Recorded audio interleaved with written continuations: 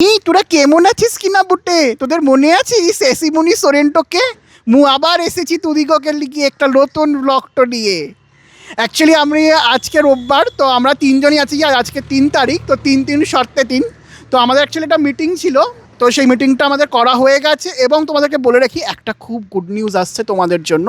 তো তোমরা একটু ভাবা প্র্যাকটিস করো, ঠিক আছে? তো আর আমারও কিছু শ্যুট ছিল, তো সেই শ্যুটও খুব তাড়াতাড়ি তার রেজাল্ট তোমরা দেখতে পাবে। তো সেই শ্যুটও হয়ে গেছে। এখন আমরা তাহলে কোথায় যাচ্ছি? চলো আমার সাথে যাওয়া যাক। আরে বলো বলো, আমরা কোথায় এসছি? এই জায়গাতে এলে তো আমার ওই দুটো গান তো খুব মনে পড়ছে। যারা স্বর্গরত তারা এখনও জানে, কারার ওই লৌহ কপাট।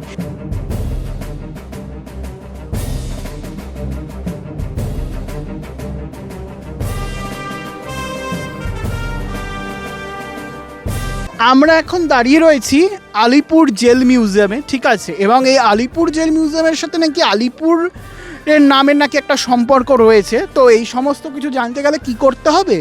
ভিডিওটা পজ করে আমাদের 24 তারিখের আলিপুর জেল মিউজিয়ামের ওয়াকে অবশ্যই তোমাদের আসতে হবে, কারণ এখানে অনেক কিছু তোমরা জানতে পারবে। আমাদের প্রি ইন্ডিপেন্ডেন্স পিরিয়ডে সেখানকার প্রিজনার যারা ছিলেন তারা কীভাবে জীবনযাপন করতেন, সব তোমরা দেখতে পাবে, সব। এই দেখো, তোমাদের জন্য আমাকে কালকুঠুরিতেও আজকে ঢুকতে হচ্ছে। কি অবস্থা! কারণ আমি অবশ্যই তোমাদের পাবলিক সার্ভেন্ট। আমার সেটা একটা দায়বদ্ধতা, এবং ওয়ার্ক শেষে তোমরা যে কমপ্লিমেন্টগুলো দাও সেটা আমার কাছে অনেক বেশি ইম্পর্ট্যান্ট। হ্যাঁ, তো তোমরা দেখছো যে আমরা ট্যালি করছি এবং অলরেডি আমাদের রিসার্চও চলছে, ঠিক আছে? এবং এগুলো সব তোমাদের জন্যই। তো আরও কীভাবে আজকে দিনটা আমরা স্পেন্ড করছি, তো সেটা দেখার জন্য তোমরা কিন্তু অবশ্যই এই ব্লগটায় আমাদের সাথে থেকো।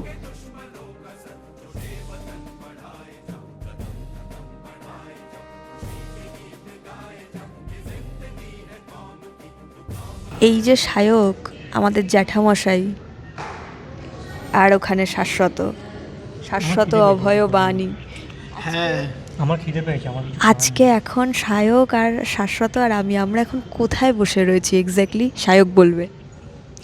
আমরা এখন রয়েছি একটা খুবই স্পেশাল প্লেসে, যেখানে আর কি স্পেসটা বলা যায় যে it's historic, it's beautiful right now, but it has a very tragic past. এবং সেই ট্র্যাজিক পাস্টটাকেই আমরা এক্সপ্লোর করব থ্রু আ ওয়াকিং ট্যুর। এই মুহূর্তে আমরা করছি, তোমাদেরকেও নিয়ে আসবো এখানে। And this is the Alipore jail museum. আমি যখন কলেজ ফেরত বাড়ি ফিরতাম, মাঝে মধ্যেই হেঁটে হেঁটে বাড়ি যেতাম। হাঁটার অভ্যাসটা আমার চিরদিনের। তো তখন আমি দেখতাম যে এখানে তখন মিউজিয়াম হয়নি, তখনও এখানে কয়েদিরা অ্যাকচুয়ালি থাকতো, তখনও এটা জেলই ছিল। এবং তখন আমার খুব কৌতূহল হতো যে এর ভেতরে কীরকম কী আছে। কিন্তু আমি তখন ভাবিনি যে এটা মিউজিয়াম হবে, জানতাম না। তবে মিউজিয়াম হওয়ার এত বছর বাদে এসে আমি এখানে আসার সুযোগ পেলাম, সো এটা আমার কাছে খুব বড় পাওয়া। এবং আই থিঙ্ক যে তোমরাও এখানে এসে খুবই এনজয় করবে। It will be a fantastic experience. এবং এখানে যে কফি হাউস, সেখানে আমরা একটা ছোটো ব্রেকও নেবো তার মধ্যে। অনেক কিছু খেলা চলছে এখন, সেগুলো আমি বেশি কিছু বলতে পারছি না, কিন্তু সেগুলো জানতে পারবে তোমাদের সাথে। আমরা সব কিছুই শেয়ার করব, বাট একটু আমাদের নিজেদের মধ্যে আলোচনা ক্রমশ প্রকাশ্য। এবং একটা কথা বলি যে আলিপুর জেল মিউজিয়াম, এই ওয়াকটা কিন্তু আমার মাথা থেকেই এসছিল, তো সেটা আমি কিউরেট করছি। এবং সত্যি কথা বলতে গেলে এখানে এসে হিস্ট্রির অনেক কিছু না জানা অধ্যায়, এবং একটা জায়গায় ব্রিটিশরা যেভাবে জেল কয়েদিদেরকে অত্যাচার করতো, সেটা তোমরা না দেখলে করতে পারবে না, জাস্ট ফিল করতে পারবে না তোমরা সেটা। এইটুকুনি আমি তোমায় বলতে পারি। মানে একটা জায়গায় এখনও কোনো রেনোভেশন কিচ্ছু না, যেভাবে ছিল ব্রিটিশ। এবং এক্সিবিশনগুলো খুবই লাইক মানে অত্যন্ত দেখে করুণা আসবে মনে, এরকমভাবে রাখা রয়েছে জায়গাটাকে। এবং সেখানে যে মডেলগুলো তৈরি হয়েছে এক্সট্রিমলি লাইক। হঠাৎ করে দেখলে হয়তো কেউ ভাববে না যে ওগুলো মডেল, মনে হবে ওগুলো সত্যি। এবং সিনগুলো সুন্দরভাবে রিক্রিয়েট করেছে।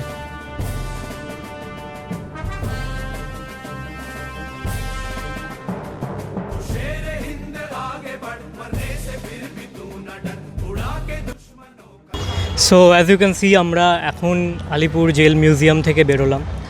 আজকে অনেকক্ষণই আমরা ভেতরে ছিলাম, এবং the reason I don't sound very enthusiastic right now is a very tragic one, because আমরা জেলের ডিফারেন্ট অ্যাসপেক্ট, ডিফারেন্ট স্বাধীনতা সংগ্রামীদের যে সংঘর্ষ ব্রিটিশ সরকারের এগেনস্টে, সেগুলোর বিষয়ে আমরা অনেক কিছু দেখলাম। কিন্তু যেটা সবচেয়ে বেশি মনে দাগ কাটে সেটা হলো যখন আমরা ফাঁসি মঞ্চে গেলাম বা গ্যালোস যেটাকে বলা হয়, তো গ্যালোস সেকশনে গেলাম এবং তার সঙ্গে অ্যাডজয়নিং দুটো জায়গা ছিল। একটা হচ্ছে কন্ডেমনেশন সেল, যেখানে আর কি যারা ফাঁসি হবে যাদের, সেই কয়েদিদেরকে এনে রাখা হতো, এবং আরেকটা হচ্ছে অটপসি সেল, যেটা ফাঁসি হয়ে যাওয়ার পরে সেইখানে অটপসি করা হতো। তো এই দুটো দেখা এবং কন্ডেমনেশন সেলে যারা ছিল, ইভেন দীনেশ গুপ্ত, যার ব্যাপারে আমরা ডালহাউসি ওয়াকেও কথা বলি, সেই দীনেশ গুপ্তের একটা লাইফ সাইজ স্ট্যাচুও বানানো রয়েছে এবং তার ব্যাপারে কিছু ইনফরমেশান দেওয়া। আমি পার্সোনালি সেইখানে দাঁড়িয়ে I felt not mesmerized, but I felt something, I cannot describe what it was, but আমি ওখানে অনেকক্ষণ ধরেই দাঁড়িয়েছিলাম, সেটা দেবলীনা শাশ্বত দুজনেই দেখেছে, because I could not move from there. ঠিক আছে, আমি জানি না কী জন্য, but I could not move from there.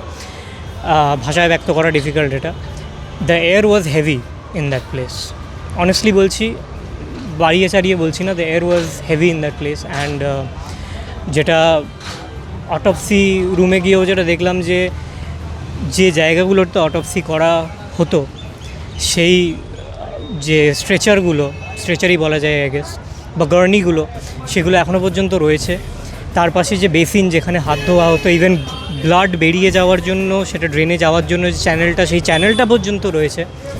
And it was a very heavy experience. গ্যালোসটাও রয়েছে, গ্যালোসে এখনও দুটো ফাঁসির যে ফাঁসির দড়ি, সেই দুটোও ঝোলানো রয়েছে। এবং আশেপাশে যে সেলগুলো রয়েছে, সেই সেলগুলো থেকে কয়েদিদের মডেল বানানো, যেখান থেকে কয়েদিরা দেখতে পাচ্ছে যে তাদেরই একজনকে ফাঁসি দেওয়া হচ্ছে। So you can understand what was going through their minds. তো আমার জিনিসটা, it's very difficult to describe, but it is what it is. What happened here. It's a very tragic place, and I don't really have many words after this. খুব একটা কিছু বলার নেই, হয়তো তখন অতটা মনে হয়নি, বাট এখন বেরিয়ে অনেক কিছু মনে হচ্ছে। এবং একটা কথা আমরা নিজেরাও বলা করছিলাম, যে ওই মানুষগুলো যদি আত্মত্যাগ না হতো, তাহলে আজকে আমরা এইভাবে স্বাধীনতা পেতাম না। আর স্বাধীনতা পেয়েছি বলেই হয়তো আজকে আমরা অনেক বেশি মিসইউজ করছি, কারণ আমরা হয়তো কোনো সংগ্রাম করিনি। আমি বেশি কিছু বলবো না, আজকের ব্লগটা আমি এখানেই এন্ড করছি।